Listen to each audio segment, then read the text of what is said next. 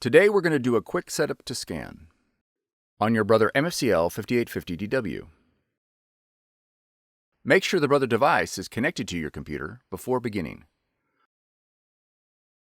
Click the link on the screen to go to the device download page. Select your operating system and download Brother iPrint&Scan. Once installed, launch the software. Click Select Your Machine. iPrint&Scan will now search for your device. Select your device and click OK. If your device is not found, you'll need to reboot the power to your router, Brother device, and computer. Once completed, try the search again.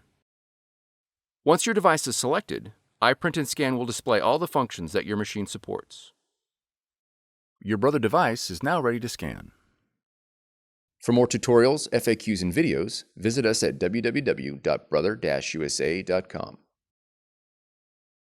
If you found this video helpful, be sure to subscribe. Thank you for choosing Brother.